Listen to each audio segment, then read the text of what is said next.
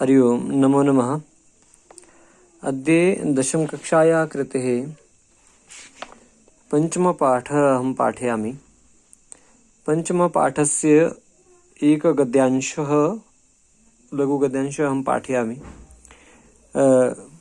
पाठस्य नाम अस्ति जननी तुल्यवत्सला, अर्थात माँ सभी को समान प्रेम करती है। ये पाठ जो है वो महर्षि वेदव्यास द्वारा रचित ऐतिहासिक ग्रंथ महाभारत के वन पर्व से लिया गया है।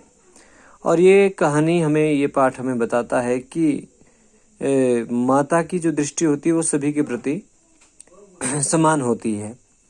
और जो दुर्बल बच्चा या दुर्बल प्राणी होता है उसके प्रति तो माँ की ममता और भी ज़्यादा रहती है। फिर भी ये पाठ यहाँ से शुरू होता है, मैं आपके लिए पढ़ रहा हूँ। कश्चित् कृषकः वलिवर्दाभ्यां क्षित्रकर्षणं कुर्वन् आसीत्। कश्चित् कोई कृषकः किसान वलिवर्दाभ्यां दो बैलों के साथ क्षेत्रकर्षणं खेत जोत रहा था। कुर्वन् आसीत् मतलब खेत की जुताई कर रहा था। कुर्वन् आसीत् क्री धातु में क्षत्रिय प्रत्यय है। कुर्वन् जमा आसीत, कुर्वन् आसीत और अनचि चा के कारण यहाँ पर द्वितीय विना को हुआ है। तयो वलिवर्दयो, उन दोनों बेलों में से एक जो था शरीरेण दुर्बलः, शरीर से दुर्बल होने के कारण जवेन शीघ्रता से गंतुम अशक्तश्चा आसीत। गंतुम जमा अशक्तः जमा चा जमा आसीत, चलने में अशक्त था। अर्थात उन दोनों बेलों में से एक शरीर से दुर्बल होने के कारण जवेन शीघ्रता से चलने में असमर्थ था। अतः कृषकः तम दुर्बलम वृषभम, अतः इसलिए किसान ने उस दुर्बल वृषभम बेल को तोदनेन बलपूर्वक या कष्ट दे करके, जैसे डंडे मार करके या पूंछ मरोड़ करके जो प्रयास किया जाता है किसानों के द्वारा ऐसे बेलों को चलाने के लिए, कि दुर्बलम वृषभम, उस दुर्बल बेल को तोदनेन बलपूर्वक कष्टपूर्वक नुद्यमानः चलाने के लिए अवर्तत प्रयास किया, चलाने का वर्तन किया या चलाने का प्रयास किया।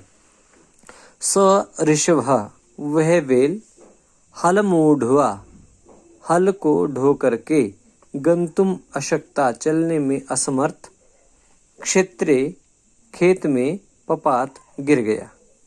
वह बैल हल को ढोने में अशक्त होने के कारण खेत में ही गिर गया। क्रुद्धः कृषिबलः, क्रोधित होकर के कृषिबला किसान ने तम उत्थापयितुम, उसे उठाने के लिए, तम जमा उत्थापयितुम, उसे उठाने के, तब मैंने उसे उत्थापयितुम उठाने के लिए बहुबारम यत्नम अकरोत, बहुत प्रकार से यत्न किया, प्रयास किया। तथापि वृषः नोत्थिता, तब भी बेल नहीं उठा। मैं इतना ही गद्यांश आपके लिए पढ़ रहा हूँ और आप इसको अपनी पुस्तक के साथ भी मिला लें। इस गद्यांश से संबंधित जो अभ्यास प्रश्न बनते हैं उन्हें भी मैं आपको बता रहा हूँ। देखिए, एक पदेन उत्तरम लिखत, एक पद में जिनके उत्तर लिखने हैं वो है वृषभः दीनः इति जानन्नपि कः तम नुद्यमान आसीत। बेल दीन है या कमजोर है, इति जानन्नपि, ऐसा जानते हुए भी, कौन, तम नुद्यमाना, उसे चलाने के लिए प्रवृत्त हुआ था, उसे चला रहा था। तो कौन था? कृषकः। कौन? कृषकः। उत्तर आएगा कृषकः। वृषभः कुत्र पपात, बेल कुत्र, कहाँ, पपात गिरा, क्षेत्रे, उत्तर होगा क्षेत्रे, वृषभः क्षेत्रे पपात। फिर अगर दीर्घ प्रश्नों को देखें तो उसमें एक प्रश्न यहाँ बन रहा है, कृषकः किम करोति स्म, कृषक क्या कर रहा था। तो कृषकः क्षेत्रकर्षणं करोति स्म। ठीक है, इसका उत्तर आप ऐसे देख सकते हैं। देखिए, कृषकः किं करोति स्म, कृषकः क्षेत्रकर्षणं कुर्वन् आसीत् या कृषकः क्षेत्रकर्षणं करोति स्म, ऐसा भी लिख सकते हैं। इसके अंतर्गत कुछ पर्यायवाची पद हमारे पास आए हैं। जैसे बेल के लिए ही जो अलग अलग पर्यायवाची पद प्रयोग हुए हैं, उनमें बेल के लिए वलिवर्धः, वृषभः, ऋषभः और वृषः, एते शब्दाः वेल इति अर्थकृते प्रयुक्तः आसन्। यहाँ पर प्रयुक्त किए गए हैं कौन कौन से? वलिवर्धः, वृषभः, ऋषभः और वृषः। किसान के लिए प्रयोग हुए हैं कृषिवलः, कृषकश्च, कृषिवलः और कृषकः।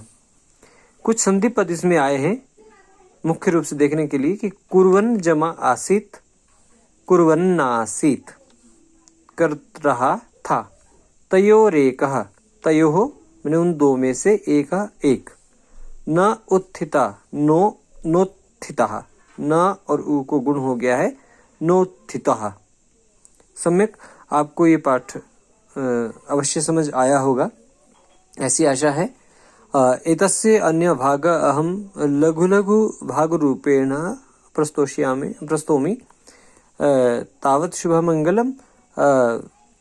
एतस्य अभ्यासः कुर्वन्तु तथा पुनः पुनः एतस्य श्रवणं कृत्वा, बार बार इसका श्रवण करके आप इस पाठ को समझ सकते हैं। शुभ रात्रि।